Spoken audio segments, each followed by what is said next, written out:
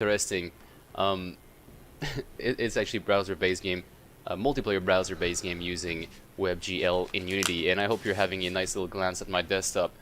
Um, that's not part of it. So here's how we're going to be working with this video. It's quite simple. I have another project called Net. This is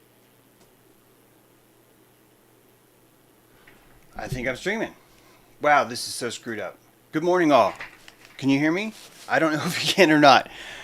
My name's James True. I'm your very sloppy host right now. It is 11:01, and a little computer issues here, but I still wanted to do a show. This might turn out to be a horrible idea to try and do a show, but I'm going to try that anyway. So right now, sadly, I'm going to have to jump over here to Rockfin and tell them that yes, I actually do want to stream.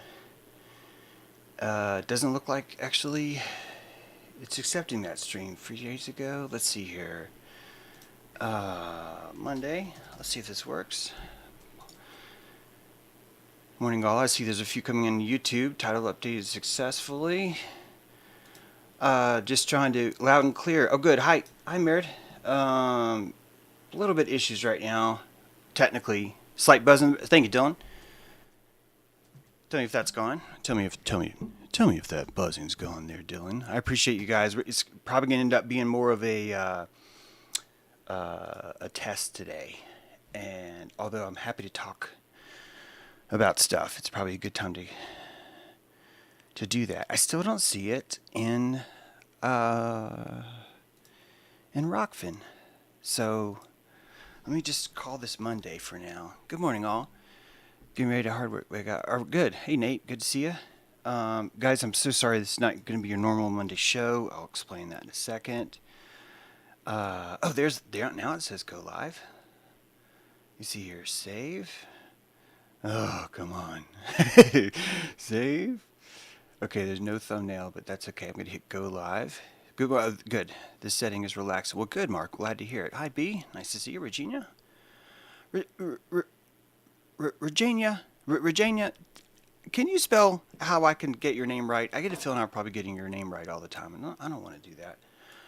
Welcome all. Welcome to not really a show.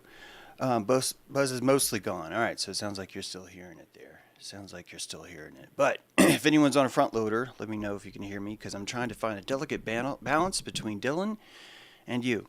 And I appreciate Dylan telling me about the Raina. So duh. Thank you for correcting me. I appreciate that. It feels good to know. Feels good to know that I've been saying that wrong all along. So I'm glad that I was listening to my spidey sense, and yeah, that was actually wrong. Let me.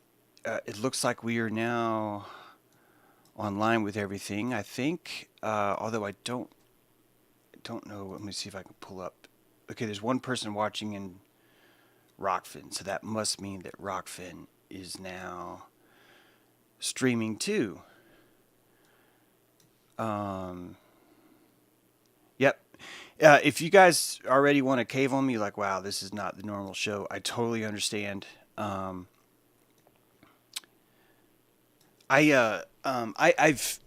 of the cold weather, I wanted to move into to my office because of how long it takes for the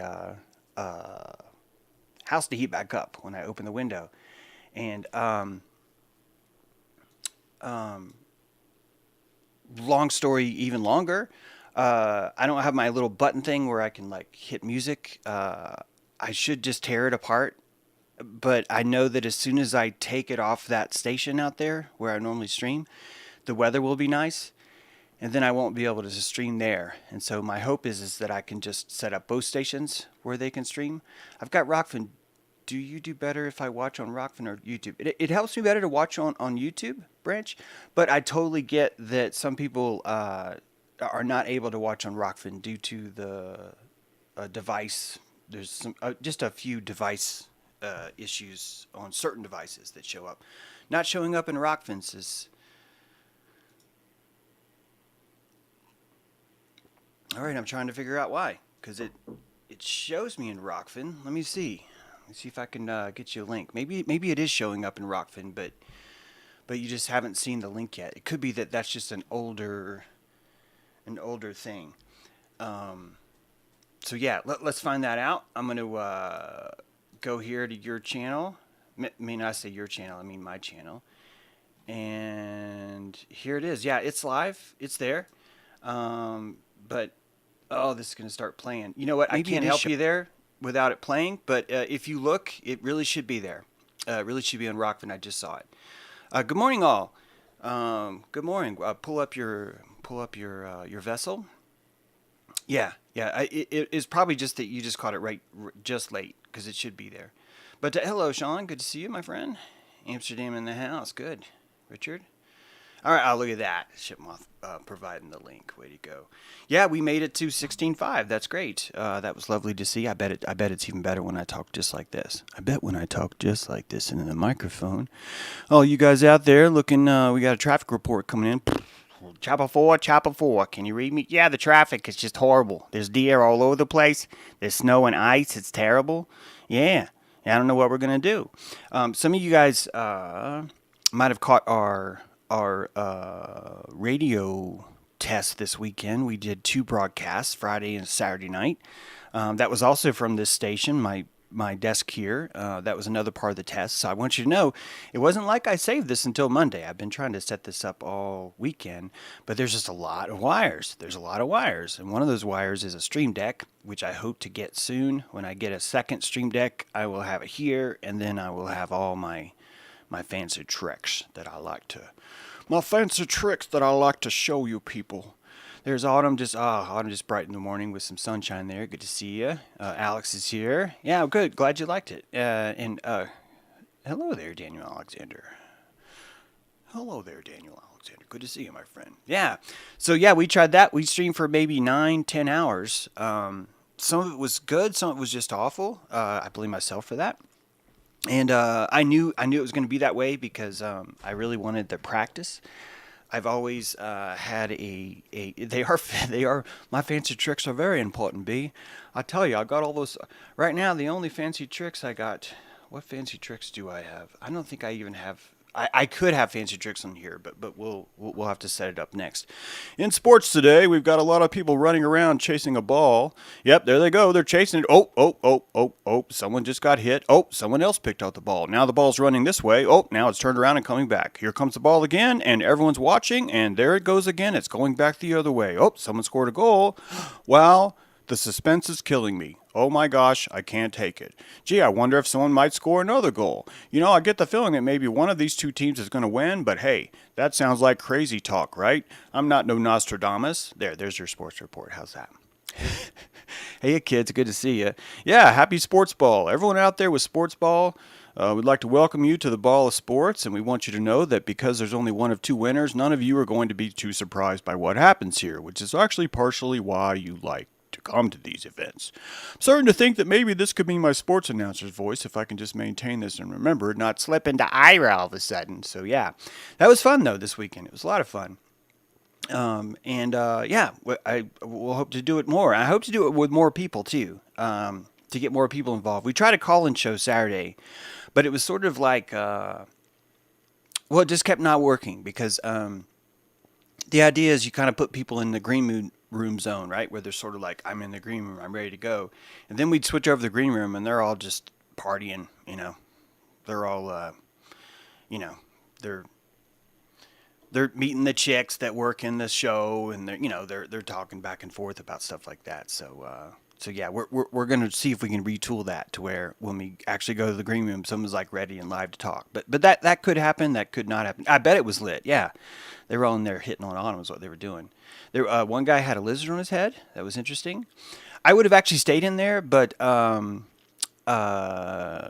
just be straight up. I cannot handle all the victimhood masochism, and I know that that's a judgment. I know some of you guys are like, "Oh, come on, James, it wasn't that bad," and I'm not trying to say it was. I'm not. I'm trying to say, as I've tried to outline before.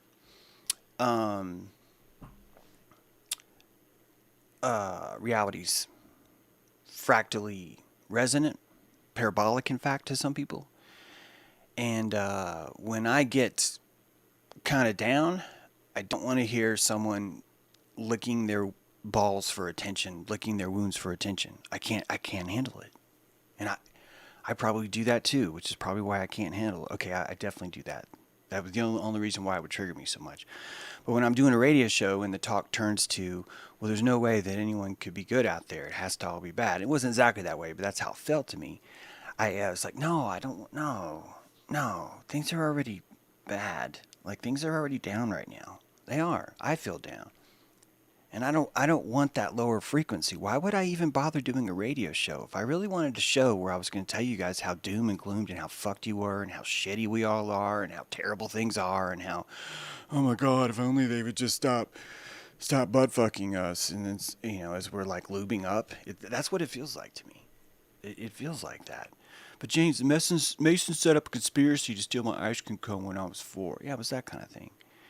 And I felt bad because I don't want to. I want people to have a free token to do whatever, right? But I spent all weekend trying to set up this radio. I didn't spend all weekend to go, hey, let's set up a masochism dunk chamber where we fill it with diarrhea and each of us just throw balls at each other so we can land in the diarrhea and go, oh wow, that sucks even worse. It doesn't fit right now. There is so much of that everywhere. And my goal here is to not bring that to you. My goal is to not let that sink into this microphone. And it does all the time. You guys catch me all the time I'm not saying that you guys want me in a good mood. I'm not. I don't think a lot of you do want me in a good mood. I think most of you want me to be real. And some of you want me to be real, and then you kind of regret it. You know who you are. Some of you, you're like, I want you to be real, but oh my God, that's a little bit too real. Can you please stop being so real? And that's you being real, and I like that. But I don't want to start a yoga class on how we can shove our own head up our own ass. I don't want to have that yoga class. There's so much of that yoga class out there. It's driving me nuts. I was listening to one of my favorite shows last night. Great show, very positive, Glowbusters, love those guys. And even inside of that realm, you have to remember, what is it you're doing here? What is your mission? What is your goal? What is the posture that we're trying to take from all this? And it's something that we all navigate this, right? Even during the winter. Right now, my car is stuck on a snowbank. My dog hasn't had... okay, so before you guys start typing, just let me finish this sentence. But my dog hasn't had dog food or dog treats in about 5 days. Yeah, now, I have been cooking him 2 chicken breasts every dinner. He does have dry food. When I say he doesn't have treats, I'm talking about the fresh good ones, okay? You actually have these treats that I got a long time ago. His brother didn't like them. Wiley's fine with them. So please, I'm not trying to say that my dog is having a hard time. I'm trying to say that when things are down, that's when our posture needs to kick in. And one of the reasons why I streamed this weekend is because I was down. I didn't want to be down. I wanted to be up. And I knew that if I was had better posture during all that, those things could happen. Good morning, Full Meta. Good to see you, my friend. He loves when I cook him eggs, make us feel like people. Yeah, my dog won't eat eggs. He won't. I tried to give him eggs, but he looks at me. He's like, you trying to pull something on me, Essay? This is not chicken. Yeah, I get it in your mind, Dad. You think that this is a chicken? 'Cause in the future it'll be a chicken? But my belly, it doesn't have no time machine, all right? So take your eggs, go back there and grow a chicken, and then come see me. I don't want to see your eggs no more. That's what he does. He's not into he's not into that. Star Sorcerer, check your email. Holy shit, what a bogey. I can't believe that stuff came in. There is a tendency when you see an opponent down to jump on top of them. And I know that if we were to lower the airship's vibration low enough to where we were to come down to the valley of the muck and we were to ride under the cloud of diarrhea, that all it would do is make us crash harder. That's all it would do.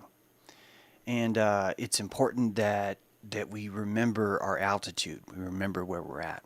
And I don't even know if I should even be streaming today. I don't know. I was definitely waking up just like, I just don't even want to get out of bed today. It wasn't that I didn't want to stream, it's that I didn't want to get out of bed today. I did not want to get out of bed today. Now, today is supposed to thaw, and if it does, I think I can get my car out. And if I can get my car out, well, my dog's going to have himself a good meal. And that makes me feel good. That's what makes me feel good. We feel good when others are uplifted around us, right? Yeah, Alex, I appreciate that. I knew we were too. Alex was in there. That's why I'm trying to show people that you're responsible for learning their own cross solutions, not complaining. Yeah, exactly. Exactly. I'm in my office, I am not on my front porch. I mean, the front porch is there, but if I was to open the door, it just gets cold fast. It's been really cold here. So, and if you guys are cool with it, last year when I changed the set around a little bit, there was like a lot of like animosity, and not like a lot. It was like just from a few people though. And yeah, see, lots of people feeling that way today, and that's part of why I was like, because people are feeling that way. I think it's a great opportunity to just be real. I know you're not ready. I know the show's not ready. I know that you don't have that thing and you can't decide if you should rip that out, but just go ahead and just get online. Create the fire, allow others to gather around. Either you will be the lowest denominator in the room, James, which I've been that many times before, or someone else will be. Either way, maybe we can just set the fire and let people decide what they want to do, right? So yeah, one thing I will tell you guys that when I'm on this computer, I can actually see Rockfin chats, which is really good. It was one of the main reasons why I wanted to jump over here. Not sure what change made the difference, but there has been no buffering lag since you moved to Office. That is the second time someone has told me that. And that's good to know. Thank you. Thank you for that information. The same cord that plugs into the station there is plugged into this PC. However, maybe my computer's not the Mac isn't cracked up to do streaming like it was. I got the Clockwork Orange brain fade. Yeah, yeah, we all do that sometimes. You were teasing us, James. In what? Not the context. Context, did a bogey land in your inbox? Oh, okay. Okay. All right. All right, fine. A bogey landed in my inbox. Oh, should not have said this. You gotta watch out for Tease. Tease will do more for your posture than anyone, and I mean that as a serious compliment.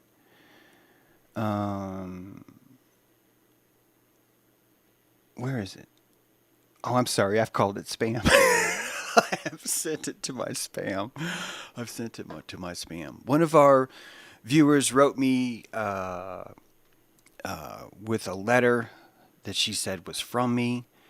Actually, they said it was from Mel, Star Sorcerer, saying that Star Sorcerer had a secret meeting, and me and her decided that we were going to block people that were bad people and whatnot. And then when I got that email, I wrote back the person, and I was like, well, who wrote this to you? And they wrote back, and they goes, oh, I don't know who sent it to me. And it dawned on me that this was someone that wanted to feel this way. This was someone that didn't even need a witness to feel this way. This was someone that either wrote that email themselves or literally just finds emails that come from people that they don't know who they are and claims that they must be true, and then accuses other people of doing what was in that email. Now, but overall, the sound quality is much better. The other setup was also... Yeah, I don't want the other setup to go away, just so you know. Guys, this is not me trying to take away from the old set and the stained glass, the squirrel cams. That's part of why I don't have an intro song today, is because... And if anyone wants to drop $300 in a super chat, I swear I will use it to buy a stream deck. But don't feel like you have to do that. I just have to make a decision how to do this. However, actually it's $259. But if I was to move the stream deck over here to play you the intro songs, I probably would not be able to stream there next time. Just so you know, that's what's going on. So this is not trying to recreate that set. It's simply trying to create a different set. I like both setups too. Thank you, Cole. Especially if I get that Stream Deck, because we can have fun with that. There's a lot of cool tricks. Some of those are involved with the radio too. Now, to get back to this email. Yeah, see, look at Sark's showing off. I love my Stream Deck. No, I got one too. Yeah, they're great. I freaking love those things too.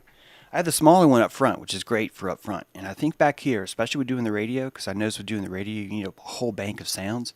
I'm going to get that, just a slightly bigger one.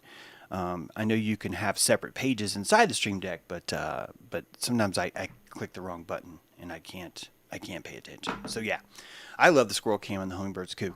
And I think that old setup will eventually, yes, it's very hard to relocate. The reason why it's hard to relocate is because the Stream Deck has the buttons are programmed and they're saved on the local computer. And so my Windows is probably boring for some of you guys. The Squirrel Cam is Mac setup. There's 2 Macs that are set up to do that streaming. Some of you guys might remember when we first started, I would stream on my laptop, but the fan from the laptop made so much noise that it came into the speakers, into your ears, and it was very disturbing. And we complained about that for a while, and I finally got it fixed. We got those new Macs, but now, yeah. But apparently there's some kind of lag that's happening over there too. So that could be part of it. But yeah, the goal is to not replace that. The goal is to have both. And we will have both. So yeah. If you guys have any topics or questions, okay. By the way, if you have any topics or questions, it'd be a good time to bring those up today, because I'll probably be watching this stream all day. I mean, watching the chat all stream. Thank you, Cole. That's nice. Man, thanks a lot. $20 super chat from Cole. There's 1/13 of the way. I'll tell you what, that's nice. But so back to the email. If you're getting an email from someone and it's telling you something horrible and you don't even know who it is, like you don't even have a concept of who it is, then you need to really think about that. You really need to look at that and go, why would I get an email from a complete stranger? And you would want to know who it is. You would want to know that. It would not be that outside the realm of possibility to make you go, who is that? I wonder who that is. Gee, I should check on that. I wonder who that is. That kind of thing. And since you don't know who it is, really what you're doing is by forwarding it to me and saying, James, look how terrible you are to me, or look how terrible someone else is to me. What you really could have done is just verify the source. You could have been a zetetic. You could have said, hey, zetetically, A, this is shitty news, and B, guess what? I don't even know who it's from. So why am I buying it? Why am I buying this stuff, right? Why am I even believing in it? And it tells you something, because you wanted to believe in it. That email gave you what you wanted to feel the whole time anyway. Now that's fine, but that's what was happening Saturday. And that's what's happening all over the place. There are people out there that are willing to give you anonymous information, email from people they don't know shit about. They're going to say, yeah, I found out that anyone who tries to have like a good ego, yeah, it turns out God thinks you're a bastard. Yeah. Calls you a real shitbag. Yeah. Oh, I can't remember who told me, but someone told me, so it must be true. See, what you're doing is you are utilizing the anonymity of someone else to bring your asteroid. Yeah, you're pulling an asteroid right out of your asshole and you're throwing it at someone. You're like, let me destroy your dinosaurs, right? And that's your reptilian, man. That's your intuition. That's all of that. You need to learn to verify this stuff. You've got to learn to verify. Speaking of which, I don't think that's you, Mr. Benjamin Balderson. I don't mind you pretending to be that way, but the last time I checked your account, it actually wasn't you. It was someone else pretending to be you. So maybe someone should check on that. I don't mind if you're there, but I don't want imposters here. The world is so full of imposters. We don't need more. We don't need more. It's already hard enough to get people to use their names, right? Like even using their names is hard enough, and that's part of why it's so much better that you can have a lot more trust. Whoa! You can have a lot more trust for people that are at least showing you something that has some reputation to burn, right? Something that has the ability to lose some kind of reputational aspect to it. That only when you're dealing with someone that actually has a reputation, you're really only dealing, if they don't have a reputation to lose, you're really not dealing with a person. You're dealing with a, oh my God, stop doing that. I'm trying to just resize this chat window here so I can see both, and it keeps turning into full screen mode. But when you're dealing with someone who's running from that alias, it's okay, but you need to keep in mind that they have a severe advantage over you because anything they say or do doesn't really mean much when it comes to how they teach you in the future or reputation and things like that. So that's why it's important that we find our names again, like Raina, and we correct people when they're saying our names wrong, and yeah, all that stuff. Just James, yeah, super secret Melanie. Yeah, Melanie, me, and Moloch had a super secret meeting, and we blocked someone on Facebook, and we waited until 3 a.m. so we could do that. That's how important it was. There you go. It's Lee Johnson. That's who it is. It's actually not better. I think that pretending to be someone is just kind of a shitbag thing to do. So I'm just going to block you. Sorry. If anyone else wants to unblock him, that's fine. I just, no, I don't know why we're rewarding imposters. I seriously don't. I don't get it. And if that sounds like the same Lee Johnson for last year, yeah, that dude just he loves the masochism is what it is. It turns him on.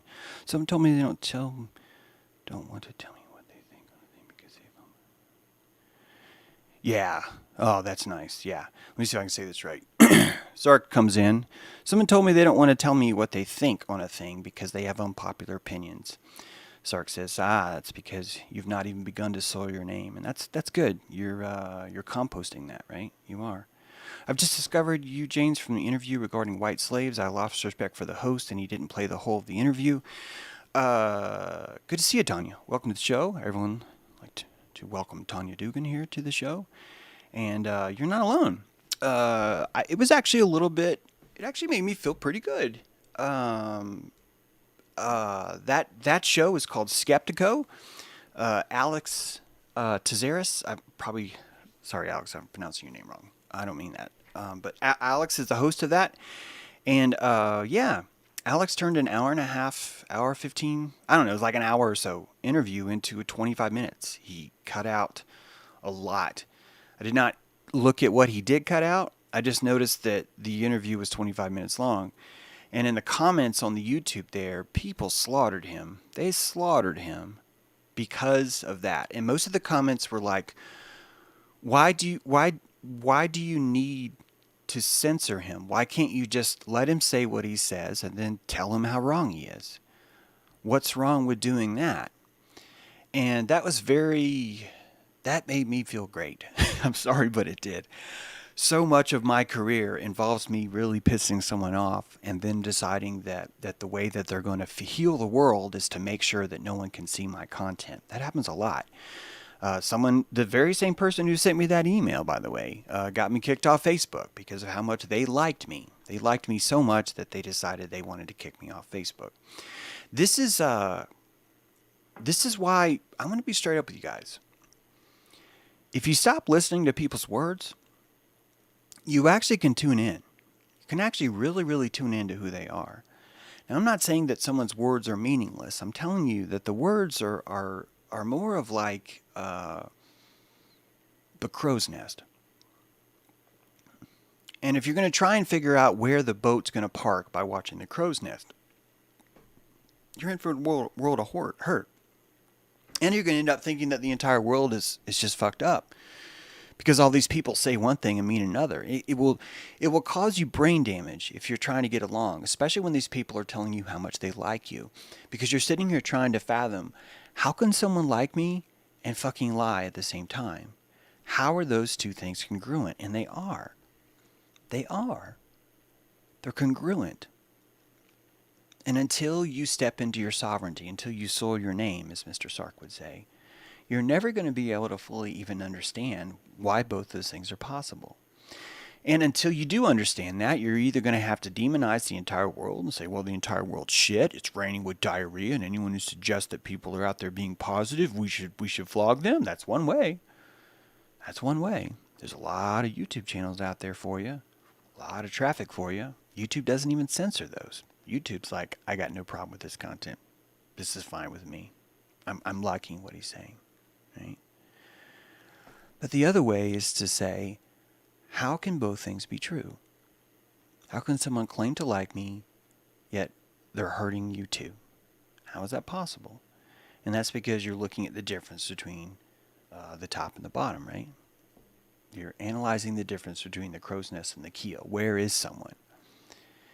And when you start to understand who someone is, you'll pick up right away that their words are the words are more just trying to justify what already happened down below. And you can have a fulfilling relationship with these people. Some of you know these people as children, right? Some of you have kids, and this is how your kids act. They're saying this one thing, but then they're doing this other thing. And you have enough compassion for them. And I'm saying that we all of us could take a cue from those parents, and you can realize that people are just long children. That's all. They're just long children. And as long as they're long children, they're going to be confused in a world where they're trying to you're going to be confused in the world because of the personal way that you're going to take that stuff. You're going to take it personally that someone was lying to you. You're going to take it personally that someone was an imposter, right? You're going to take it personally, all that stuff. But when you start to look down deep, you see, okay, wow, there's something else. Something else is happening here. So how do you do that? I'm not saying that you ignore their words. I'm not, because their words are important. They're important because they're showing you the condition of the pilot in the vessel, but then their actions are actually showing you the vessel itself, right? These things are, when a captain is not fully engaged in the chair, you're going to have these two different things, right? You're going to have the captain, and then you're going to have the boat itself. And the captain isn't always going to be steering that boat, is he? But the captain's going to be in charge of the words. It's kind of like Biden, right? All those words. Words. My fellow wordians, I'm here to give you words about words. And tomorrow we will unleash new words to combat the older words that are destroying our children right now. And as we stumble on, we will find new words to wordicate and to fix all these words. And the whole time, all you need to do is look deeper. Just bring your eyes down and look right in the center of their vessel. How is their posture? Excuse me, I'm supposed to turn down the knob when I do that. How is their posture? But James, I'm on the phone with them. How can I see? Because you can hear their posture. What is the posture of their enunciation? How quick are they to fill the gap between each sentence? How long can they hold the room on a thought? When you start to do that kind of math, you are listening to the rhythm instead of the lyrics, right? The rhythm. The rhythm of those lyrics is going to tell you everything about where that ship's going. And you begin to communicate with someone on a higher level because you're talking to their rhythm, not to their words. And we're brought up in a society where it's words. That's why we go to 60 frames per second instead of 24, because we do not want that gap in between. We'd rather just have it with words. That kind of life is someone who's clinging to the material, right? They're clinging to the materialism. They're clinging to the materialism of the lyrics. Someone came in just last week and said, wow, that intro song, the lyrics are really fitting. Huh. And you could hear the posture, even though they typed it, you could hear the posture of that. The posture was suspicion. And which is fine. Hey, be suspicious about that song. You should. You should be suspicious about that song, the opening song, right? And when you enter in that suspicious state, you're not actually listening to the music. You're not actually watching. What was the intention? You're focused on the lyrics, and you're insisting that hypothetically they must mean something horrible. And that what you wanted to find this whole time has now secretly been revealed to you, right? That this inner turmoil, this Moloch Zoom meeting that occurred is finally underway. And that you would need to feel that Moloch Zoom meeting because it will resolve the calories in your head. This is what's people having trouble with understanding is, well, why would anyone even be negative? And the answer is because of resolve. Because it's easier to resolve equations sometimes if it ends in a negative. That you can find yourself in a mode where no matter what the fuck you do, things are just turning out negative. And so you start to just look for resolve. And so in order to look for resolve, you're going to just step out in the world and go, well, everything else is fucking negative. Well, what's wrong now? Then you get in your car and it won't start. And you're like, of course. You feel better. You actually feel better when that happens. You do. You're just too angry to feel it. You're too angry to feel it because you realize that you were wanting to feel better. That feeling that you have when you try and start your car and you're like, of course it didn't start. You would think that would be a quick little victory, and the reason why it's not is because you realize you were steering yourself this way the whole time. The whole time. The entire time. When I drove my car up on the snowbank trying to get out of my driveway, I actually wasn't that upset about it. I was just like, I didn't actually want to go anywhere. I just wanted to move my car because these neighbors and the way the snowplow came, and it didn't hit. 3 days later it hit. 3 days later I'm like, fuck, I still can't get my car out. And if my car wasn't on top of this giant pile of snow, I could shovel it out. But I can't shovel it out because it's way underneath the car. And after 3 or 4 days, then it starts to wear on you, right? Then you take the market, you take everything else that might be happening, whatever, right? And then you start to fulfill because you're looking for resolve. You're looking for the bottom. The bottom feels good if you're hunting for it. Why? Because it makes you think that you have control. And you do, because you're able to predict things. Same thing with people. And so, my friends, I'm here to tell you something really deep. That you will take people's words the wrong way because you're looking for the bottom. And that there are people out there that care so much and love so much people that they walk in the office and they purposely choose to be the dark person because they can smell in the parking lot, someone needs a bottom today. Someone needs to point to the bottom and say, there it is. Even if it's not the bottom, if they think it's the bottom, it's enough to where they can bounce back. It's enough where they can hit that bottom and spring right back up. And so some of us, out of pure compassion, it's not even a conscious decision. Some of us will choose to be that bottom for people. We will walk in and we will be the dark one in the room, and we won't even know it. The entire time we were doing that because we sense that other people's need it. Humans are empathic collective engines that we regulate, right? You've heard this word regulate. We regulate with people. Those people, you need those people. I know how easy it is to hate those people, but you need those people. You do, because they're actually doing that to help. They want to fit in. And not everyone can fit in as, well, I want to be the superstar hero. Or I want to be the jock. Or I want to be the guy that fixes the copy machine. Or I want to be the guy that knows the water guy and can tell people why the water isn't here today. Right? Or the guy that gives you the key pass so you can get into your office. People want to have these roles. And you could think, well, it's because they want power. No, they just want to regulate. They want to fit in. They want to fit in. And when you enter into a circle, the first thing you do is you go to the help wanted list on the wall. There's a bulletin board. In every single group, there's a bulletin board there. It works off smell. And each of you walks in and you goes up to the board and you start looking. You're like, oh, asshole. Someone needs an asshole today. I've got an asshole. I could just pull it out of my pants and start talking out of it. I could do that. They're like, what else? What other roles are there? What other roles are there? Superstar. Oh, crap, it's taken. Man, why is it always that one guy who's superstar? Man. Right? this equation happens 24/7 all the time. We've talked about this in my books, the golden child versus scapegoat, all that stuff, right? These different roles become necessary because we want to regulate.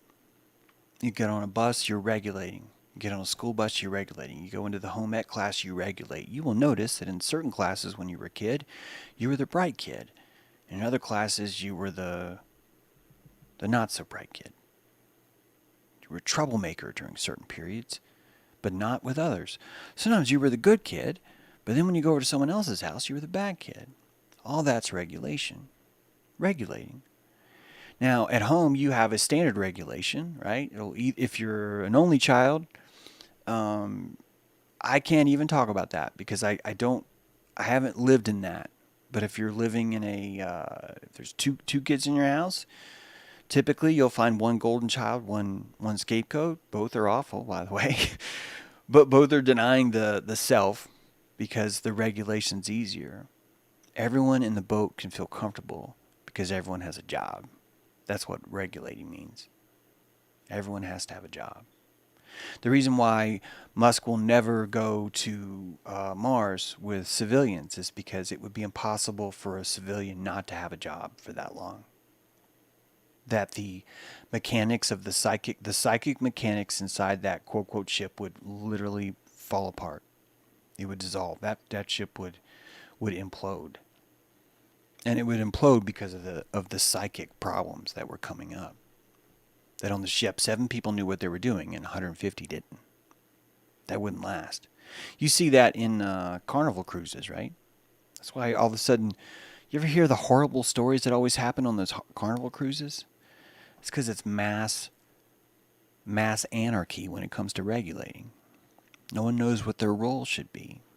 When you enter into a boat, you're only going to fit in if you have a job. And that job's going to be crucial because it's going to help you regulate.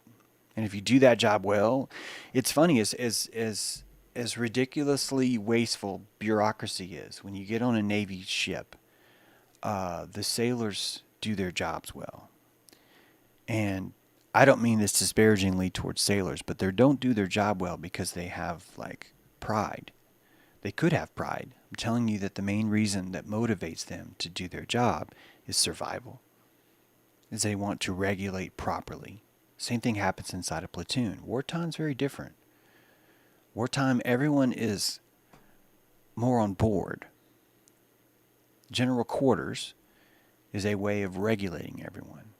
That's why when a country goes into war with someone, the country unites because everyone's allowed to regulate. So, take that back to the office.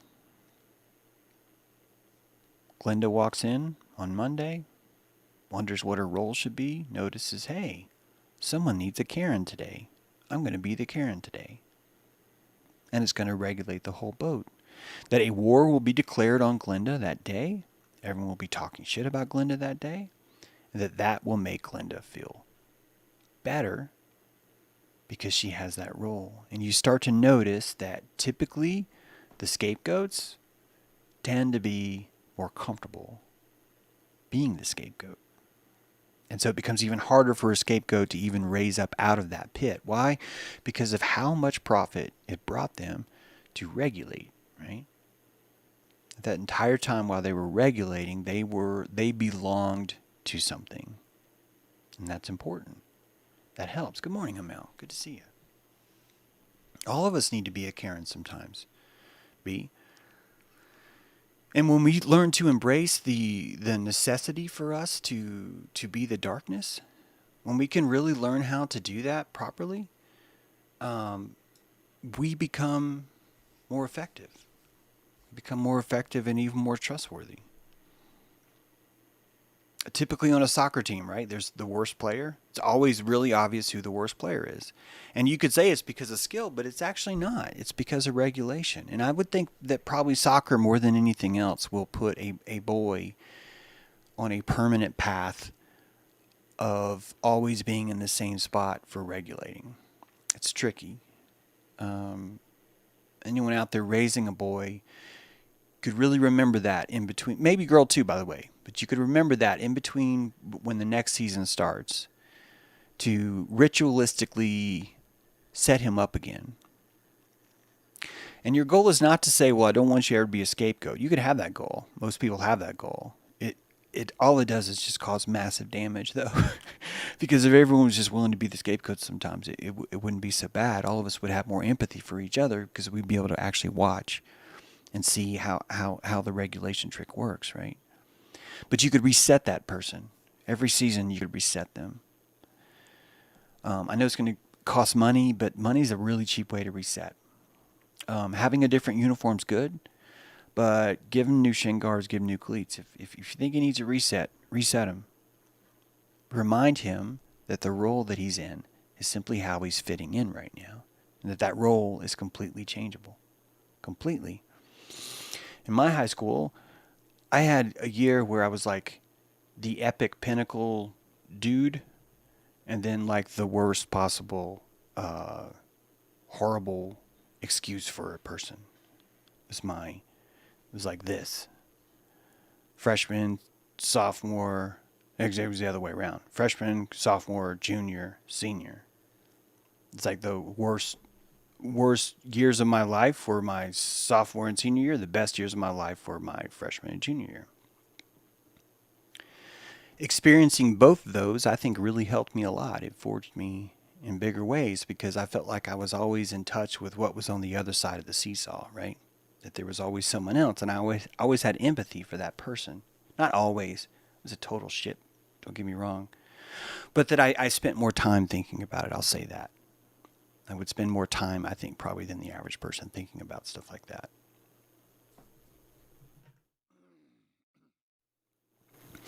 I just cleared my throat.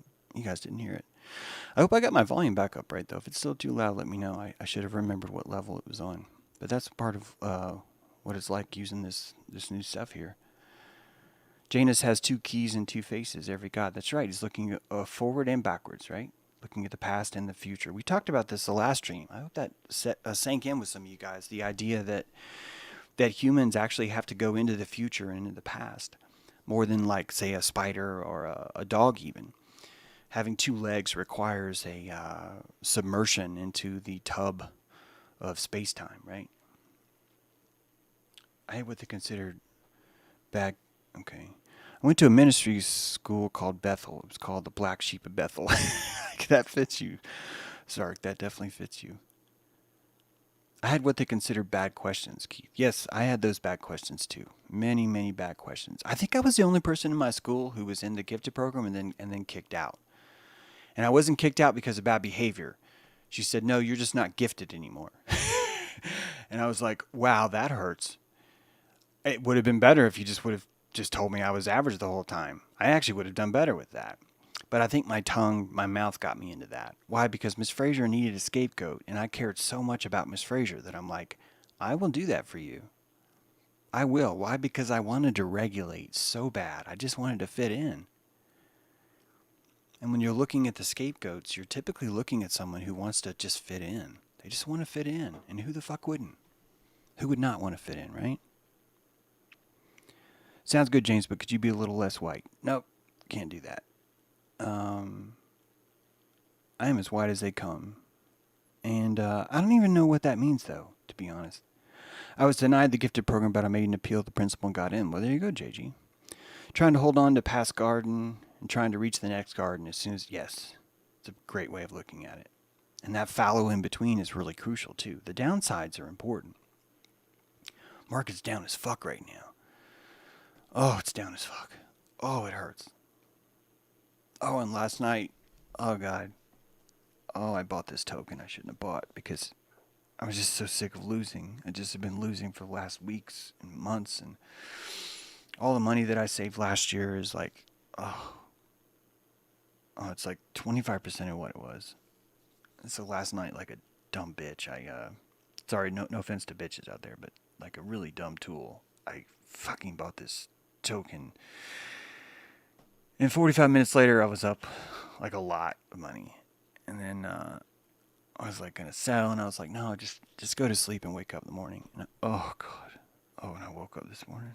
Oh, I put way too much in. It was so painful. It's been that way. It's been that way since November.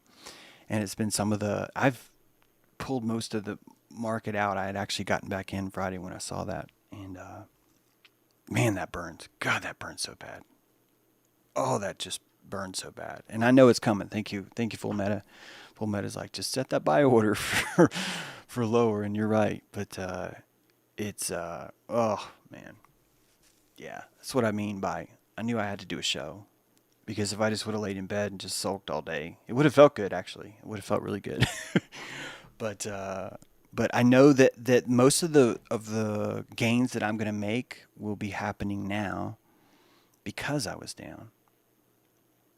It's like that. It's literally because I was down. That having that downside is where you're going to have to learn how to regulate yourself, right? You have to. Oh, Sark, that's funny. I'm not going to read that, but thank you.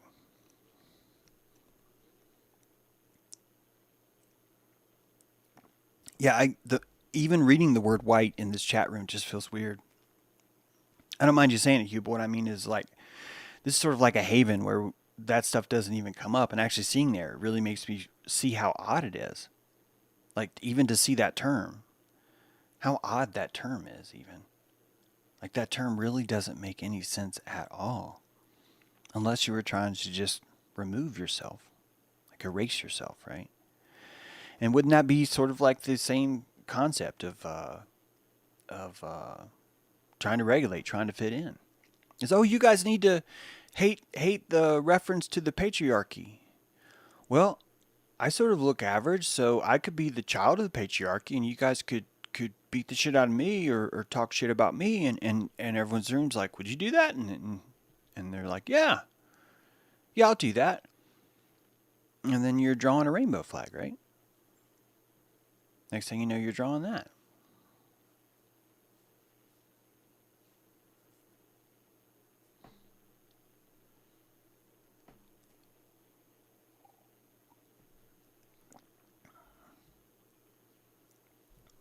Yep. If you guys, well, I don't want to talk about the market too much because I know a lot of people don't even like to talk about it right now. But we are doing a crypto dojo tomorrow, so if anyone does want to talk about the market and where it's at, you can come to that tomorrow and check it out, and yeah, and see more about it and stuff. The show I was working on for today is still not ready because I spent way too much time this weekend doing the radio thing. I really just wanted to try that and just see how it goes. So, Jeff, the dollar vigilante, became a multimillionaire messing with crypto. Last I bought was $325 when asked Silk Road. Yeah. Yeah, Jeff has an interesting life path. It really does. Makes you wonder how he was regulating when he was young. Hello, Heather. Yes, you did catch a live show. It's not our typical live show, but we're glad you're here. You guys can tell when I move my voice. I can tell. Like right now, I'm not looking at the chat, but now I am, and the voice is a lot different. So this is more preferable. But the chat's over here. These are all the things that I wanted to fix. So this is why I'm glad we had a chance to do that. I'm glad you liked the radio show. Thank you for being there, Amanda. I'm glad. I just bought a teepee for me and my children and a wood stove. There you go. Nice, Tees. Nice. That really does does change things. Being prepared, going camping, you really do load your prana up with your gear, right? Because you handpick the gear that you're going to take and you imbue it with prana. And then when you come back, all that camping gear is charged with sovereignty because you used it to survive out on your own. I think that's really what most of the people get into camping. If you notice, people that camp more than other, in my opinion, more than other activities, they really, really pull a lot of prana out of their gear. They really enjoy the gear part of that. And I don't mean like necessarily even new gear. I'm just talking about just gear, right? Even the dudes that just take a tarp, but they have the right ropes and the right system and they thought it all out. That's you're going to find a lot of power in that dip, right? The dip is you're now out in the wild, you're not in your house, right? So you're purposely crashing, and what do? You found the bottom. You found the bottom. Not only did you find a bottom, but you invested in the TP, and there you go. You're set. That's a big, big, big, big profit. And it's also a great trauma bond, right? It's a perfect trauma bond with your family. All of you are going through that together, even if it's a great trip. You didn't know it was a great trip until it started. So even the event itself ends up forging something deeper. There's Josh Corey of Iron Realm. Love seeing him. Good to see you, buddy. Thanks for being here. Yeah. You guys go camping. Maybe not today.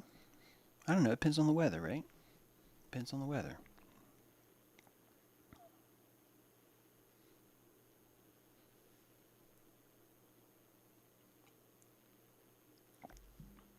Yeah, I lost some stuff in my car that I wish I had.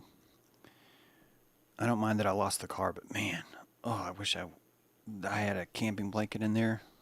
Oh God, I love that thing. I love that thing. It was so good. That was the part that hurt, was that I had lost that. It's like, no. But it happened. Hey, anyone have any questions for me? If so, let me know. And if not, I'm probably going to get out of here because it feels like I'm maybe stalling and holding your time up. I don't want to do that. I love camping, but my family hates it. There you go, Amaret. Good to see you. Yeah, the trick to get them to love camping, I think, is to, I don't know. Because how do you even explain this whole concept of finding the bottom and regulating and prana? And it sounds like a hard sell, actually. Maybe you'll have trouble doing that. I don't know. How did I lose it? If you must know reason, not that you must know, but if you must know, my when I lost. How do I say this? During my divorce, it wasn't a divorce, it was an annulment. When my marriage was falling apart, I wanted that to work so bad that everything else in my life stopped, including my business, being self-employed as a programmer. And New Year's Day, 3 years ago, New Year's Day, fresh snow, I get up and there's tire tracks in my driveway because they have taken my car. My car was repossessed. It was a Honda Pilot. I haven't had a car payment since then, but I couldn't afford it at the time anyway because of my new regulation ability. I was not even able to work. The clients that I had in California fell one after the other. And I just kept spiraling down because I was looking for the bottom. I had to find my bottom.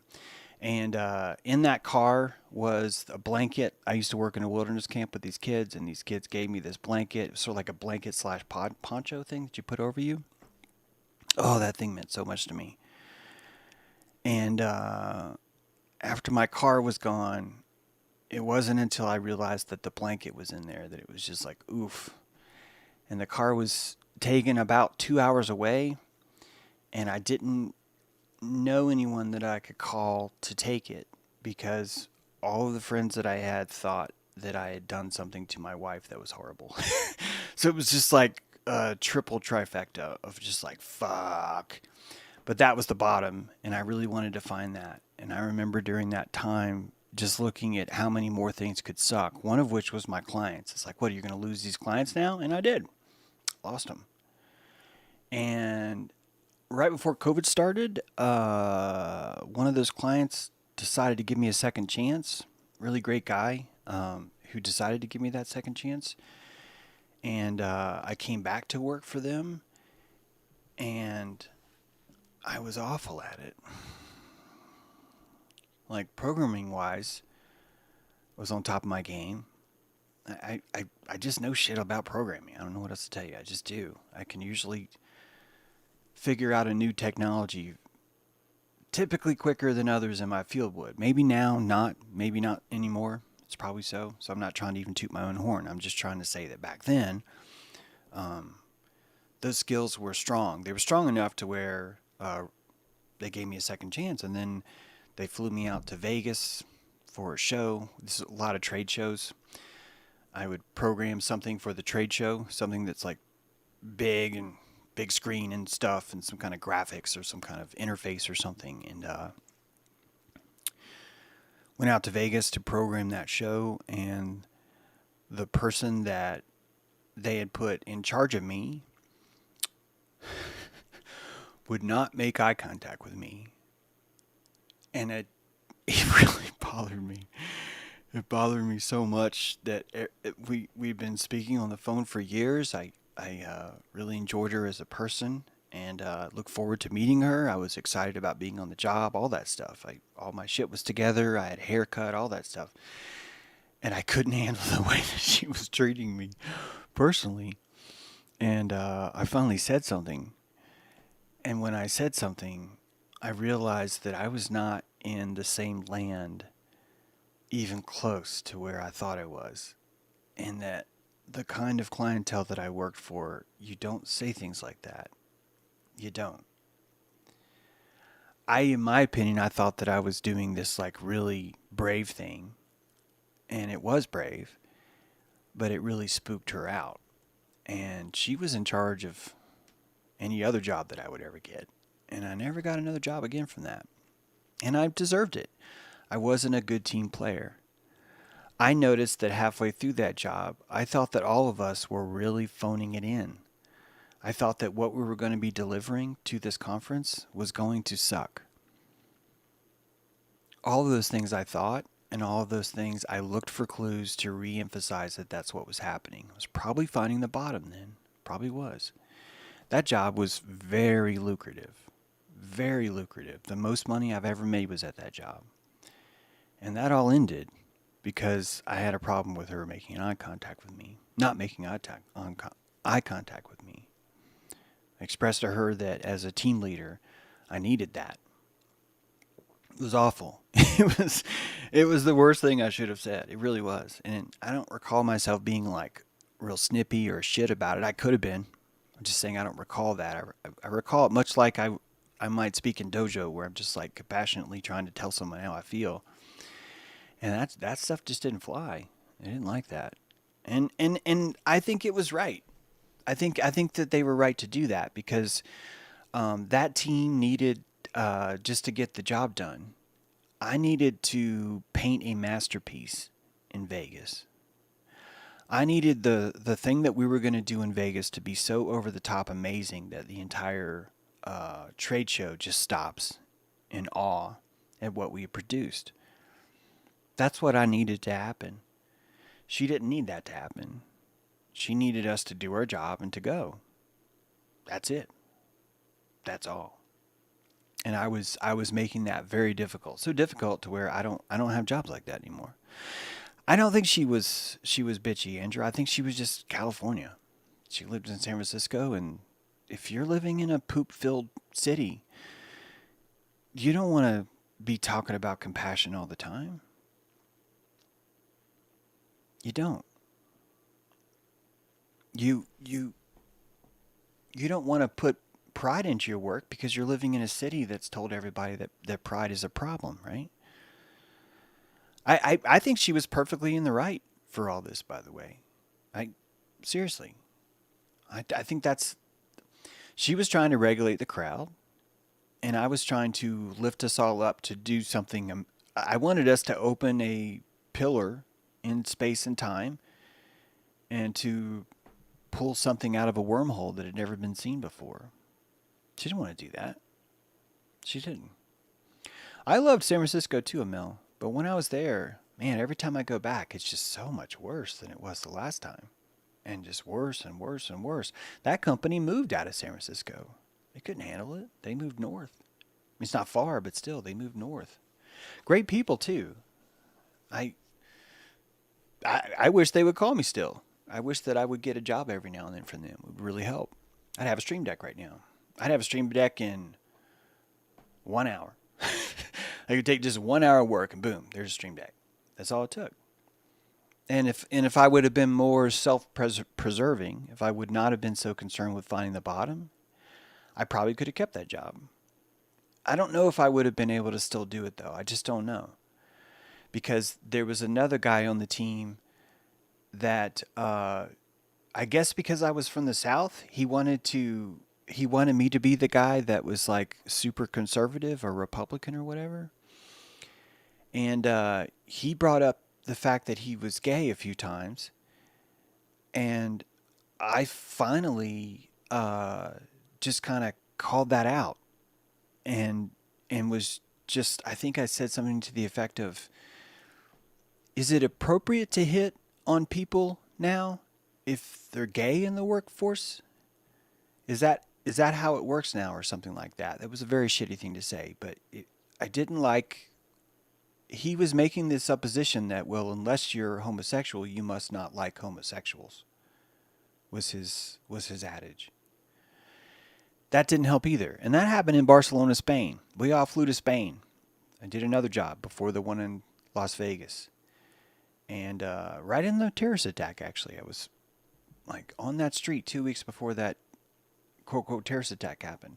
But even in Spain, we all had dinner every night, and then the last night, I wasn't invited to dinner, and I was told, well, it's because we're meeting with a client and there's only so many people. I was like, of course, Rick, of course. And I think from that whole time, Rick was like, I should not have brought James. I should not have brought James. And Rick didn't have the compassion to tell me that, but he had already spent that compassion, I think, on rehiring me and give me another chance to that. I have really not been able to, just rewinding the whole show to say I have no clue what James is saying live.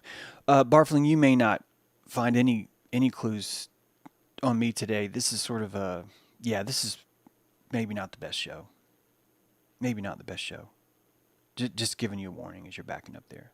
But, I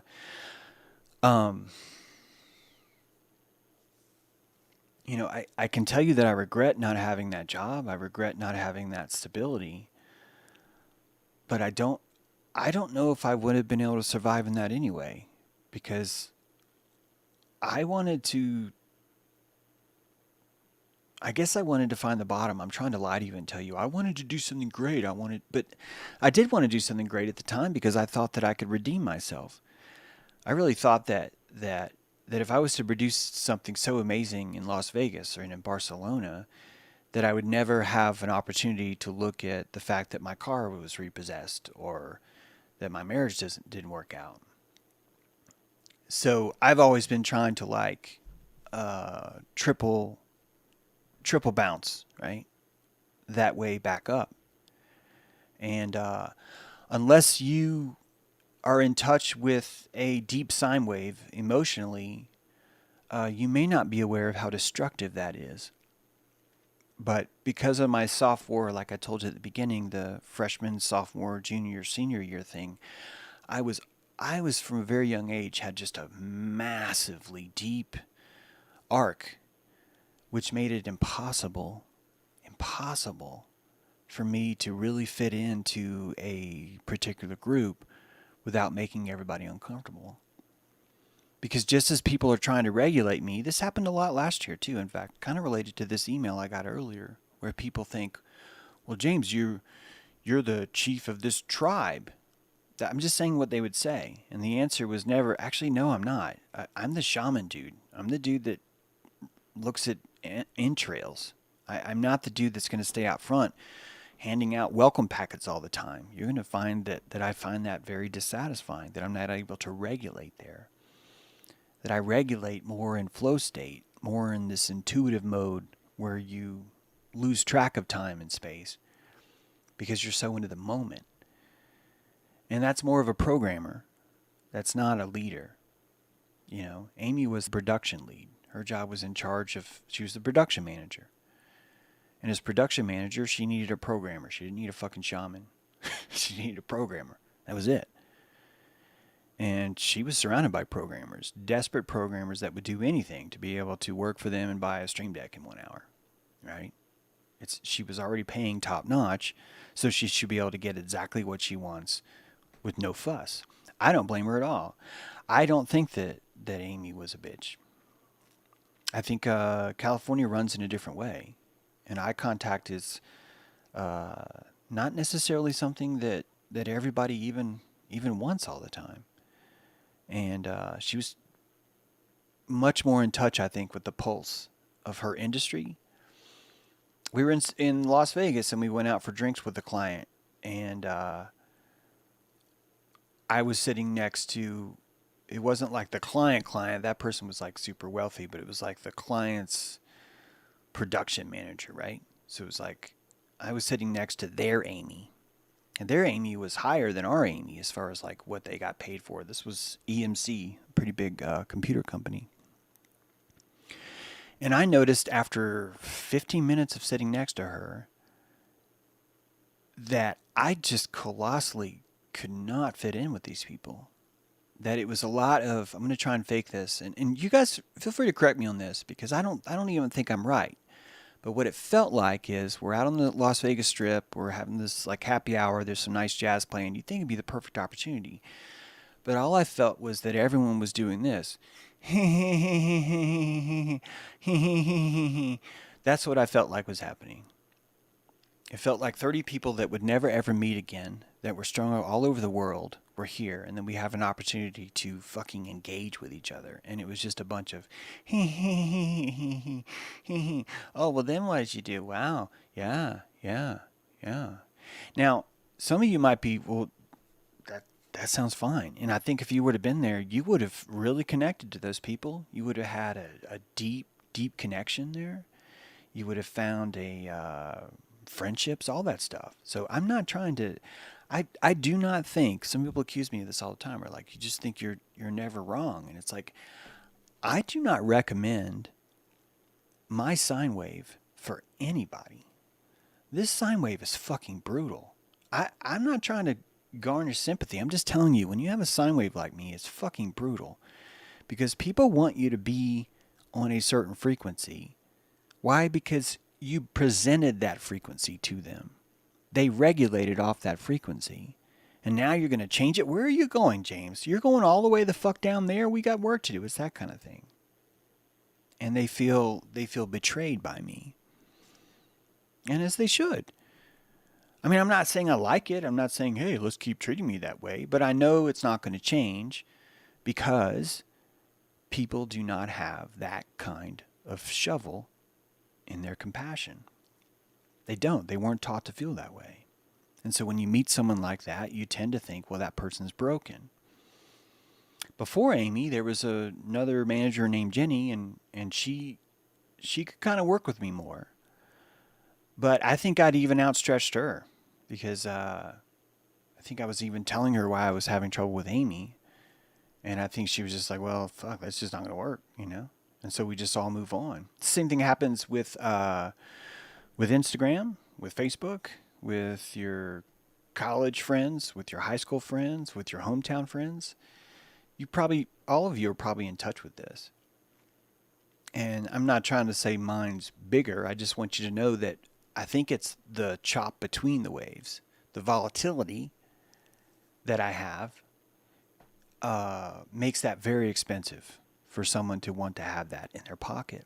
And so I've never wanted to be self-employed, but I've noticed for a long, long time that I'm just simply more effective being self-employed. Well before I met those clients, I was a freelancer for like a decade, just doing like local stuff, and did the same way. Felt the same way. Yeah, prophet is never accepted in his hometown. Exactly, Sark. And and here's the thing, the prophet never knows he's a prophet. The prophet will never know he's a prophet. If I'm ever successful in this world, it will probably be because I've died and because someone said, hey, he's dead now. We can say good shit about him. And that only then will people be able to let go of that betrayal that they felt in my regulations. And they can actually look at the actual work itself and let it speak for itself. And sadly, because after you die, it'll be worse. They'll kiss your ass more because no one who was giving you props while you're alive, they'll suddenly give that to you after you're dead. It's just what humans do. And so you end up overgiving because you weren't giving them enough alive. So we tend to like really, really, really over worship the dead as much as we under worship the living. It's true. And it's probably because it probably has something to do with the ability to feel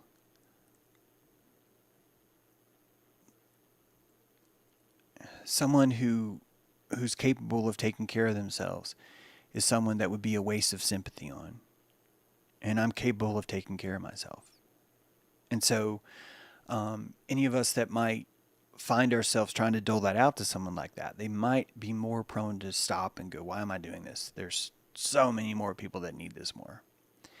And that's kind of a little bit of a golden child. That ends up that ends up forging golden children, because the child is both is rewarded by the punishment. That we do the same when we regulate, right? As you regulate as the group, the golden child will be rewarded by being punished. And the scapegoat is rewarded by being punished. Both roles are given the ability to safely regulate, which is why both those roles are so volunteered, right? People volunteer for those roles because it fits. It fits that way. Let's see what we got here.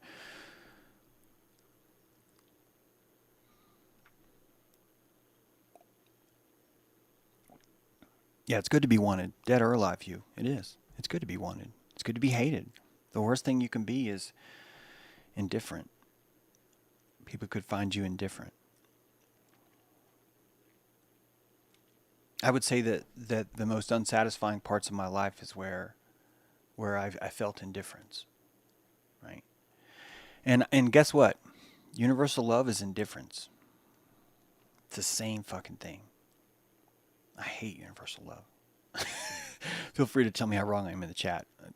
Definitely, I want to make sure everyone has a chance to rebuttal that if they need. But I really don't like that. It's just apathy with lipstick on. And apathy with lipstick on is how I felt like Amy was treating me in Vegas. Yeah. Thank you kindly for the not really a show. That's right. This is not really a show. It's a no-show. There you go. Yeah. And when it's usually not sincere flat chord music, it tends to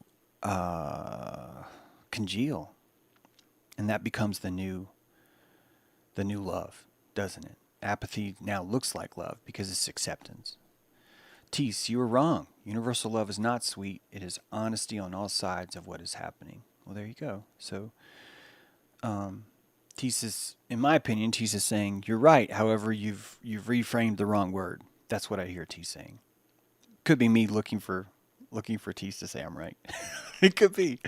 I don't know, man. That's why I even me, I try and not watch my words and just try and pay attention. Where's my keel going? You know, what part does my keel go? There are different levels of love. Very true, Kristen. Very true, right? We've in my book breaks out four different levels of love. You love as a baby because you have to. You love as a sibling because you want to, or because it works. You love as a parent because it's unconditional. And you love as a God because you simply love humanity. That the anonymous love that you feel for something is sort of like that. When I say higher, I don't mean it's bigger. I don't mean it's deeper. I literally just mean that the frequency is higher. I think low frequency is good. I wish we'd stop bad-mouthing low frequency. Anything that makes you move is going to come from a low frequency. And I don't know why we decided that we need to destroy that. I love these deep chats. Well, thank you, Samuel. I appreciate that. I will end this chat if you guys don't have anything else to talk about. But until then, yeah, I'll keep going. We have 158 viewers currently in the chat right now. That's on YouTube. And Rockfin doesn't show me that. Looks like 166. So D Live has 8. I don't know how many are on Rockfin. I can see all the Rockfin chats, but I just don't know how many are on there. Actually, wait, that's not the Rockfin chat. This is the Rockfin. Yeah, because I had to close it because the thing was big. Yeah, man, I might have been missing some Rockfin chats. Let me see here. Let's see if I can get back here. Rockfin. Yeah, because I closed it because it was playing the sound and I couldn't. Rockfin. James True's live. Well, what do you know? I know that guy. I closed it because the thing was big. That's not the right show. Man, I might have been missing some Okay, so it Rockfin took me to the chats. Let's bottom see of the here. page. That's why. See if I can get, there we go. Okay. Hey, we got 4 likes on Rockfin. Hey, Rockfin. Hey, guys. Good to see you. What's going on over here? There's Brett Morgan. James, when will crypto go back up? We're taking a beating here. Oh, man. You ain't kidding. So I recommend you come to the Crypto Dojo for that. And I also recommend that you consider following Full Meta Alchemist on Rockfin. I think that now, I'm not trying to put the pressure on Fuma. Okay, we have a crypto report. Crypto is going to pause for a bit. It says Full Meta. And that sounds right to me. It's going to pause for a bit. And think about all the people that are like, fuck this place, right? I'm talking about crypto, right? Think about all the people right now that are like, fuck this place, right? Those people are gone now. They're not coming back. They're not. Here's a link to Full Meta's Rockfin page. Highly recommend you guys do that. He just started this too, and I'd love to see him stay. And it's very difficult when you're first starting out a channel to get viewership. It's very hard. So I definitely recommend you give Full Meta a follow here. But yeah, he's saying it's going to pause for a bit, and I think he's right. And I don't know how long I'm thinking 20,000 after this morning. I should probably say 24. I'm thinking Bitcoin will go down to 24. But I don't think that you guys should assume that I know what I'm doing. In fact, if I was to show you my portfolio, I want to remind you all that I had my car repossessed, you guys should not be listening to me. That is not going to happen. You need to listen to yourself, right? You need to listen to yourself. So, I recommend that. Follow the Full Meta. And Full Meta actually joins us in Crypto Dojo too. I don't know if he'll be there tomorrow, but I hope he will. If he says he'll be there tomorrow, I will tell you guys even more that you should come tomorrow and do that and check him out. But we talk about that there. We also have a Telegram group where we talk about this stuff. 24 is the inverted answer to the ultimate question 42, so it makes sense. Well, there you go. So we have another vote for 24. Someone else voted it was going to go all the way to 13K. Andrew's saying 13K for a bit, maybe. It will go lower. All Melody says is, it will go lower. I don't know if she says that way, but it was just like, it will go lower. Oh, cool. So yeah, Josh will be there tomorrow too. I like it, B. I don't live under a rock. I am the rock. That's awesome. Beautiful. Beautiful. Yeah. I want you guys, part of the reason why I did a show today is, yes, crypto's way down, but I think this is what makes the man right here. This is what does it. This is what does it. How you handle yourself right now when the market looks like it does is what's going to make or break you. And it might be a time where it's a lot like it's a lot like the juice that's going around. What I mean by that is that the people that are trying to justify the juice are going to be looking for information all the time to say, this is why it is, and this is why it is, and this is why it is. Johnny, that token, I'm embarrassed to tell you, but it was Rareables. It was Rareables. That was the token that killed me last night. Oh, God, it killed me. So bad. But Bitcoin's already bounced back up, so I'm going to see if I can share this. Let's see, good practice for me. Window capture.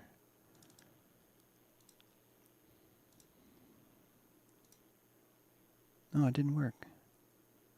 Huh. I was thinking you'd see a screen right now, but I don't see it. Oh, I don't even see me anymore. Wait a minute. There I am. Okay, I have to put it here. Window capture. It's actually looking better right now. It's looking better because I got out of the market. God, hard. It's looking better because I got out of the market. Look at that. But this is when now's the time to be out hunting, fellas. Right now. Now's the time to be hunting and ready. You need full shot. You need a full quiver. Right now, it's a good time. Flat accord music. I cry at cat food commercials.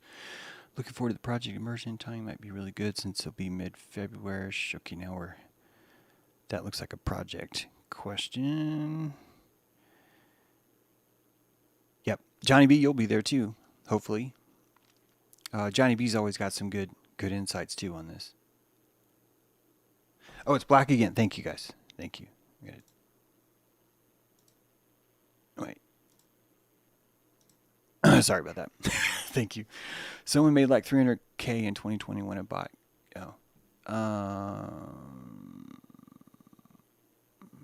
So Bitcoin is not actually measured in dollars, JG. I mean, I get how we say that, but if Bitcoin is measured in dollars, what happens if fiat goes to zero, like Max Kaiser says? It's not that Bitcoin is measured in dollars. It's simply that's the language that we use to describe the value. Believe it or not, crypto is actually described in satoshis. Satoshi is, someone correct me on that, but this is one satoshi. I'm going to type in the chat. 1, 2, 3, 4, 5, 6, 7, 8. This is one satoshi. Someone correct me if it's not 8. But basically 0.000000001 is a satoshi. And that's much more than, say, 1 penny, right? It's not broken down into 2 decimal places. It's broken down into 8 decimal places. And so a lot of people that are new to crypto, they'll even use that argument. Well, if you're telling me that Bitcoin's worth so and so dollars, then all you're really saying is that the dollar's worth more. No, what it is we have a colloquial language set that we use to just equate things. That if you were to walk into a farmer's market and say, 0.2 satoshis for those avocados, what, are you nuts? That no one's going to understand what that means, except for the person who's trading. I would predict that probably Satoshi will be the new. Actually, I don't know if it'll be Satoshi, because I don't know if Bitcoin will be the currency that we use on a day-to-day basis. It could be. El Salvador just made it that way. Rio de Janeiro just turned their state government into partial that. The country of Tonga just did that. Other countries are well on their way to doing that. But nor do we go around passing gold and saying, "Oh, that loaf of bread is worth an ingot of gold." We don't do that either. So I think you'll find that colloquial thing will simply change. So it is 8 zeros. Yeah, 100 million satoshis is equal to 1 Bitcoin, right? So 1 Bitcoin has 100 million satoshis in it. But because the price of Bitcoin is changing so fast, it really doesn't make much sense for you to even say, like if you were to write an email saying, I will do this for 3 satoshis, you better watch out, because you don't know what it's going to mean after they get that, right? You don't know. Yeah, Tonga, right after they announced we're going Bitcoin, boom, massive volcano struck. You realize that volcano actually is part of what they want to use for thermal energy. That they're actually using that for mining too. So, yeah, I don't know if XRP is ever going to last. I shouldn't be talking about crypto on this show, actually. A lot of people don't want to hear shit about crypto. But it dropped all the way to 33K. It's back up to 35. It looks like it'll hit 35 here, probably by the afternoon, unless it's going to turn around and tank right now. It's hard to say. But yeah, we'll save it for tomorrow. So if you guys want to come tomorrow, we'll talk your ear off about this stuff. I really believe that right now it's important. Anyone who's trying to save their country, just me personally, but anyone who wants to build a better land, to have a better soil, I believe it's an obligation that you should be in crypto right now. When I say in crypto, I don't mean that I think you need to leverage up and have all your money in it. I'm saying that you need to understand crypto, and you need to be encouraging everyone around you to buy Bitcoin. And I don't mean a lot. Now, when I've suggested that people buy Bitcoin, I get a lot of shit, especially on Twitter, because people are telling me that I'm fear-mongering. And this is what puts me in the darkest place, because you're literally telling someone, "Hey, spend $100 on an asset that all it's ever done over time is gone up, and use it to cleanse the petrodollar that over time all it's ever done is go down." And that I'm told that's fear mongering, that I'm fear mongering on Twitter because I'm encouraging people to invest in Bitcoin. And that really does show you what the pit looks like. It shows you what it's like to live in a pit where everyone will feel better if we just keep digging the pit deeper. That you end up with phrases like, "You are fear mongering by suggesting that we have a rope here, that we could climb out with this rope." And so instead, what do they do with the rope? They fucking hang anyone that suggests we could use this rope to climb out of this pit.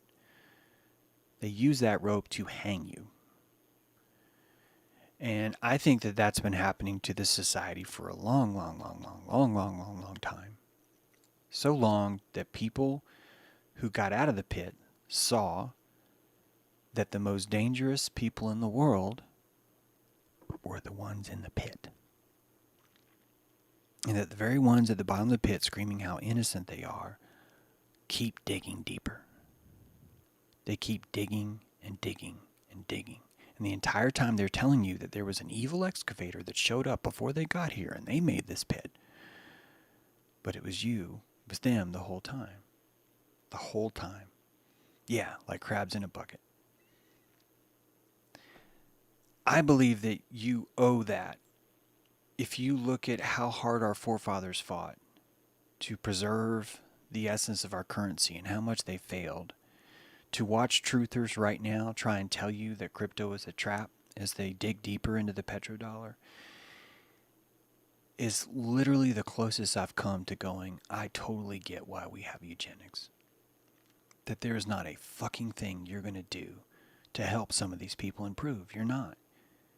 You can give them a rope with ties in it where they can stick their feet. You can throw down all the food you want. You can throw lights down. You can throw maps. You can throw directions. You can throw more shovels. And everything you give them will be used to make that pit deeper and deeper and deeper. Feel free to tell me I'm wrong, but I'm not. That's because most of the world has learned how to regulate as a scapegoat. And so they take those lessons that they learned at home, on the soccer field, in school, and they take them out to the real world. And they say, I will feel better if one of you tries to fuck me. And then they will look for someone who's trying to fuck them. And they will say, see, look how accurate I am at simulating this world. Who else is trying to fuck me? Who else? And then they form a line. And you give those people shovels and they're going to dig, man. They're going to dig a pretty big pit. They are. Yep. In crowds, it is stupidity and not mother wit that is accumulated. Gustave Le Bon. I'm more into investing directly in stuff I'm interested in, not with symbolic value, which is why I'm broke. Yeah, you got to break that, JG. I learned that too. You got to break that one. Some truthers aren't saying because fiat is better, but physical stuff like land, grown, food, animals, etc. That's there true, but those people wouldn't really have a reason to say that you're fear-mongering by encouraging people to buy Bitcoin with their fiat, though. Like, I get how some people just tangibly don't think that there's value in something unless you can touch it. I totally get that. I definitely get that. But it's weird because a checking account you can't touch either. Yeah, dueling banjos. You got a pretty mouth, boy. I need a Crypto for Dummies book. Amaret, this is exactly why we actually have the Crypto Dojo on Tuesday. It's exactly why we started that. We want people to find confidence and just the ability to learn. Yeah, I think you could sit in Crypto Dojo and not even buy into the market right now. You could just learn things. So that's my suggestion. Yeah, just as the dollar is sometimes worthless. It's guys, the dollar, we are just living in denial because the dollar still says 1 on it. No matter how many times you open your wallet, it's going to say 1. And so people think, oh, well, it's totally legit. It's still great. And that's what's causing it. Yeah. I never took fiat for dummies in school. We all did, Johnny. Fuck, man. Think about it. Not once in school did you learn about the fraud of compound interest. Not once in school did you learn what credit card fraud is. Not once did you learn what's going to happen as soon as you leave high school, that you're going to be hit with all these free applications in the mail and all the shit. Not once. Not once. We were raised like veal. Seriously, we were raised like veal. And then the first time we step out in the light, it's just sitting ducks.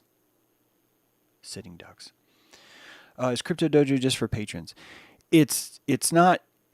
So it kind of depends on what I accidentally say and what Melanie actually does, Star Sorcerer does. If you're not in the, if you're not a patron or you're not a witness on JTrue, but you want to come to Crypto Dojo, if you email Star Sorcerer, she will invite you to the next Crypto Dojo. And then if you come to Crypto Dojo and you like it and you think, hey, this is something I should join, then I think you'll just join. That's probably what will happen. So Star Sorcerer, let's see if we can get an email in there for someone in chat. If you guys have that, that'd be great. I say that because I want to make sure I got this thing still up. Oh, thank you, Graham Greenwood. Awesome chat. Thank you, Graham. You've been really, really good to me, and I appreciate that. You always come in.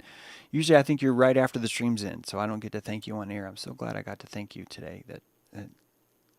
Thank you, my good friend. Appreciate that. We're that much closer to the stream deck. So we actually made quite a bit of progress in the stream deck today, so that's been great.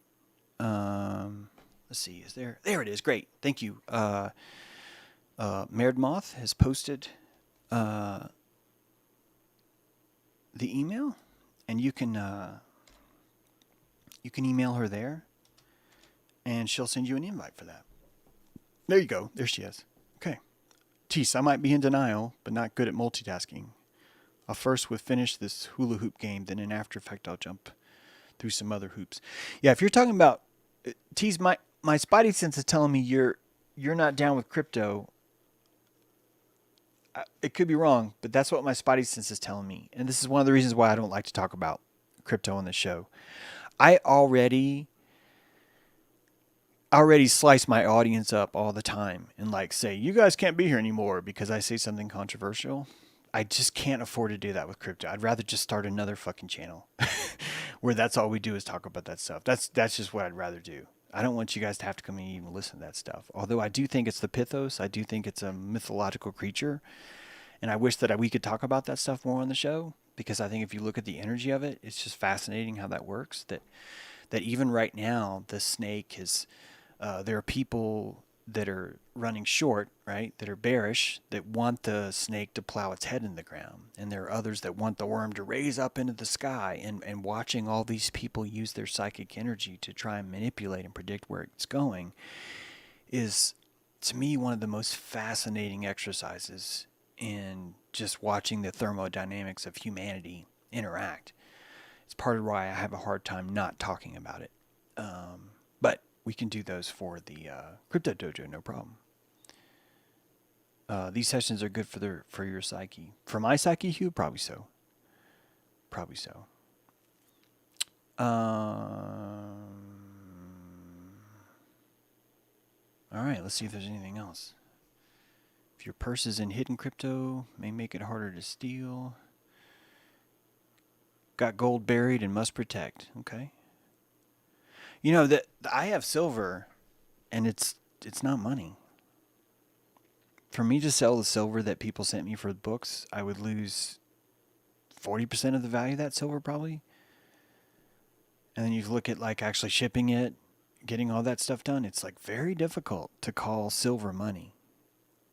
I don't own gold right now. I had one gold coin once just because I wanted to just feel like I own that. But both those things were non-tangible, very, very difficult to move. So it's hard for me to even call them money. It's more. I think it's more than money. It's elemental, you know? It's different.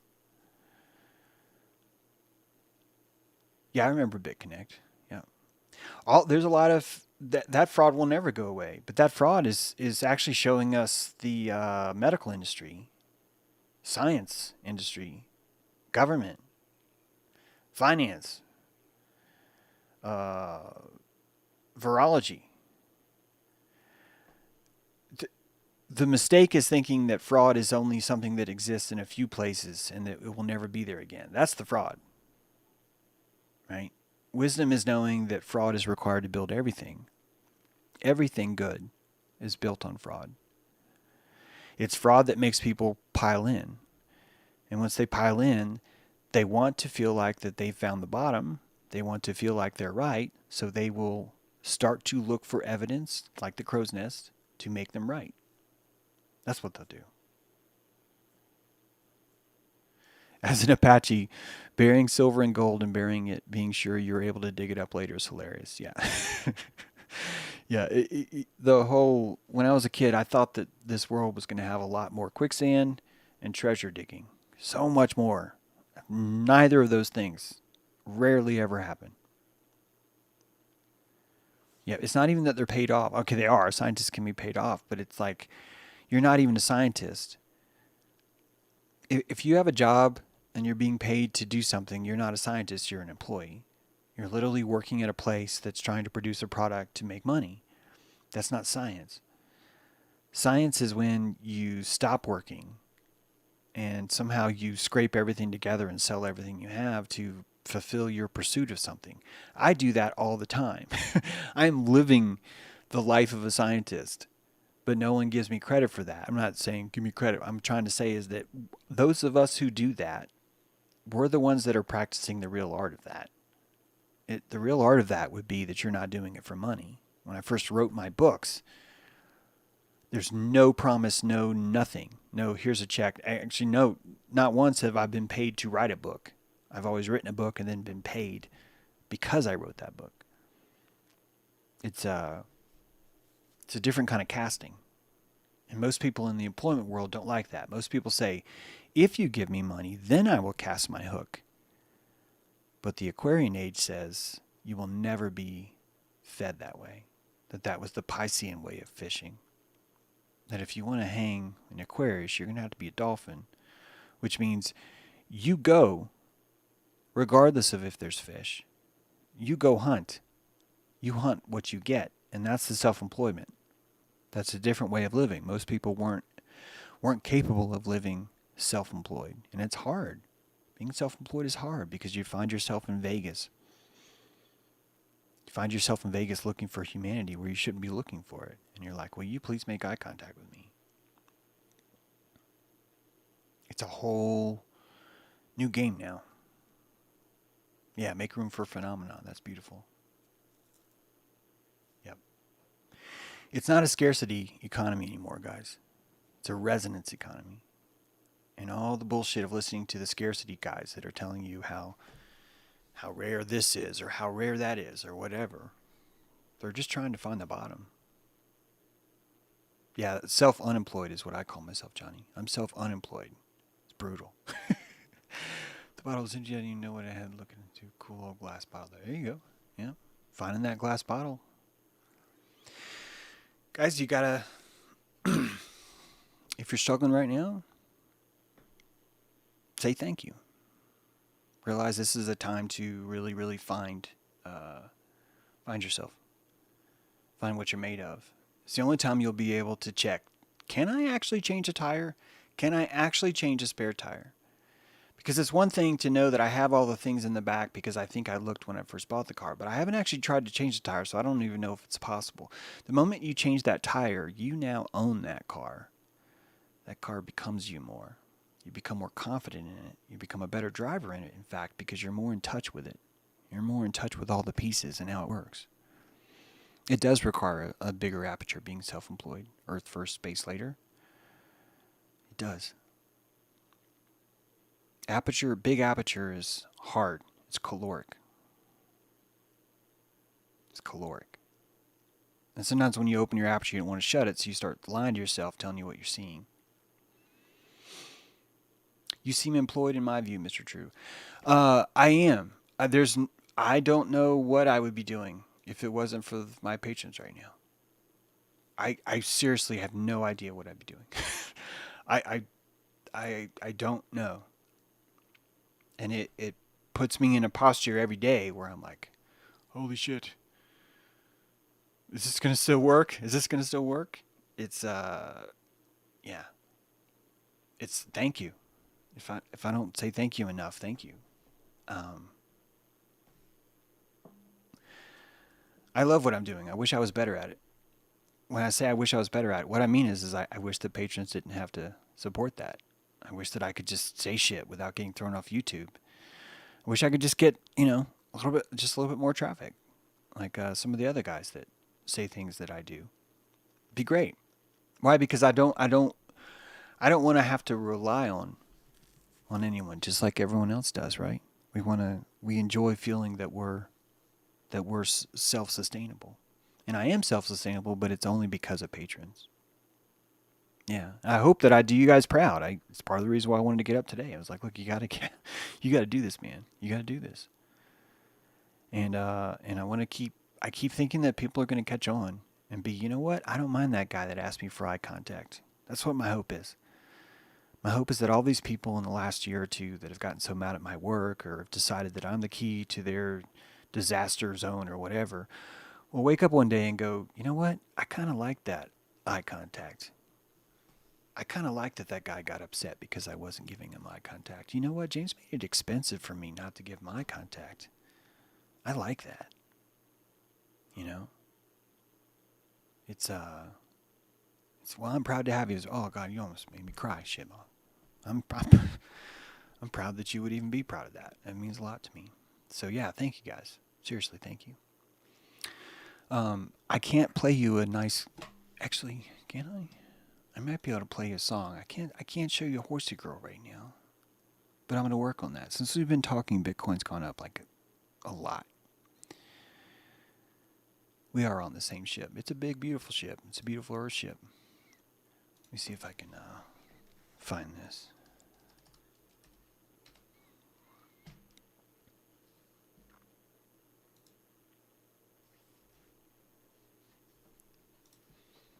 Just going to test this.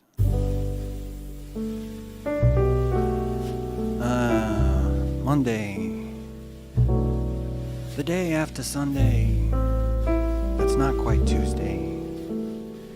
Everyone loves a Monday when we're all together here. Drinking coffee, talking about a market, discussing embarrassing stories of me getting my car repossessed. Making 1999 from Painted Veil. Feeling that Stream Deck just rolling its way here. I'm hitting buttons for smiles. Yep, I'll hit every button it takes if I can make you guys smile. If I can get you guys to the top of your game. So find your compassion, find your heels, make deep eye contact.